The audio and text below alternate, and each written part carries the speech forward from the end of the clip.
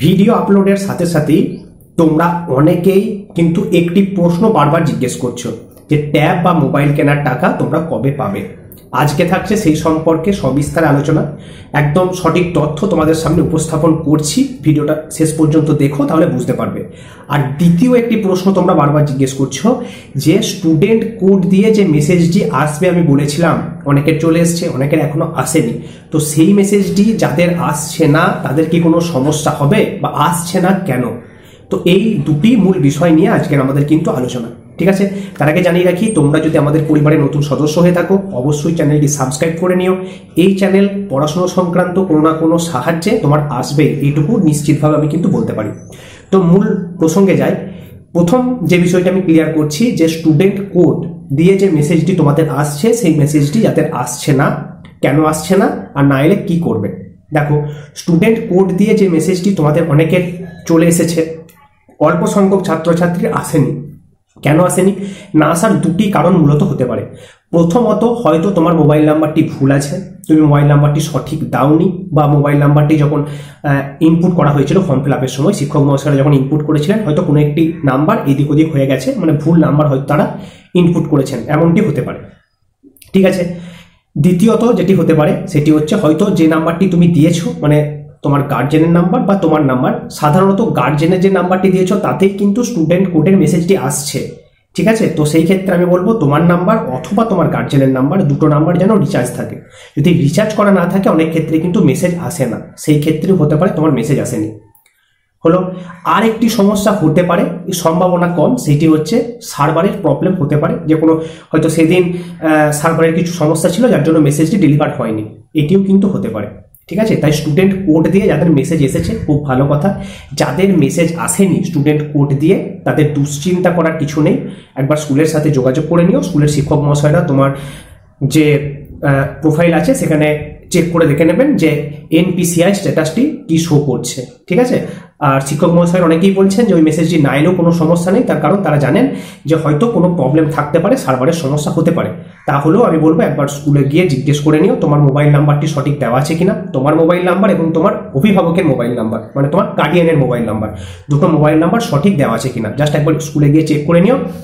আর স্যারদেরকে একবার জিজ্ঞেস করো যে এই মেসেজটি যে আসেনি স্টুডেন্ট কোড দিয়ে, তাহলে কোনো সমস্যা হবে কিনা। সমস্যা নেই, তবে মোবাইল নাম্বার যদি ভুল থাকে তাহলে তো সেটি অবশ্যই সঠিক নয়, সেটি সঠিক করে নেওয়ার সুযোগ থাকছে। তাই এই কথা আমি তোমাদের বললাম, ঠিক আছে? তাই অতিরিক্ত দুশ্চিন্তা করো না, জাস্ট স্যারদেরকে গিয়ে যাদের মেসেজ আসেনি একবার জিজ্ঞেস করে নিও তোমার এনপিসিআই স্ট্যাটাস কি শো করছে, রেড লাইন শো করছে না গ্রিন লাইন শো করছে, তাহলেই হয়ে যাবে। আর মোবাইল নাম্বার যদি ভুল দেওয়া থাকে তাহলে অবশ্যই শিক্ষক মহাশয়রা সেটি এডিট করে ঠিক করে দেবেন। ক্লিয়ার? আবার অনেকে প্রশ্ন করছো স্যার মেসেজটি কোন নাম্বারে আসবে, গার্ডিয়ানের নাম্বারে, মানে আমার অভিভাবকের নাম্বারে না আমার নাম্বারে? দেখো, সাধারণত অভিভাবকদের নাম্বারই আসছে, সেই ক্ষেত্রে আমি বলবো দুটো নাম্বারই তোমরা রিচার্জ করে রেখো, দুটো নাম্বারই দেখো এসেছে কিনা। তোমার গার্জিয়ানের নাম্বারেও আসতে পারে অথবা তোমার নাম্বারেও আসতে পারে, তোমার নাম্বারের থেকে তোমার গার্জিয়ানের নাম্বারে মেসেজটি আসার সম্ভাবনা প্রবল। ক্লিয়ার? এবার যে প্রশ্নটা সব থেকে গুরুত্বপূর্ণ, যে ট্যাব বা মোবাইলের টাকা কবে পাবে। দেখো, এখনো পর্যন্ত কিন্তু ভেরিফিকেশন চলছে, ভেরিফিকেশন প্রক্রিয়া এখনো কমপ্লিট হয়নি।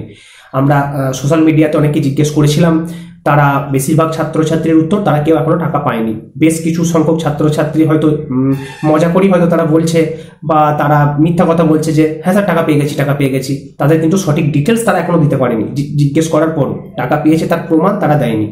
তাই আপাতত আমরা মনে করছি এখনো পর্যন্ত ফান্ড কিন্তু রিলিজড হয়নি, একদম সঠিক তথ্য, এখনো কেউ টাকা পায়নি। এবার প্রশ্ন, ফান্ড রিলিজ কবে হবে? দেখো, তোমাদের ভেরিফিকেশন প্রক্রিয়া কমপ্লিট হতে এখনো কিন্তু 7 থেকে 10 দিন লাগবে, ঠিক আছে? আজ 5 তারিখ, ধরে নাও 15 কি 16 তারিখ পর্যন্ত ভেরিফিকেশন প্রক্রিয়া এখনো চলবে। তারপর দুর্গাপুজো চলে আসছে, তো সেই ক্ষেত্রে তোমাদের টাকা যদি রিলিজড হয় তো 15, 16 বা 17 তারিখ পর, 15, 16, 17 তারিখ পর তোমাদের ফান্ড রিলিজড হবে। মানে ফান্ড রিলিজ হবে মানে অল্প সংখ্যক ছাত্রছাত্রীর অ্যাকাউন্টে কিন্তু টাকা দেওয়ার প্রক্রিয়া শুরু হতে পারে দুর্গাপুজোর ঠিক কয়েকদিন আগে আগে।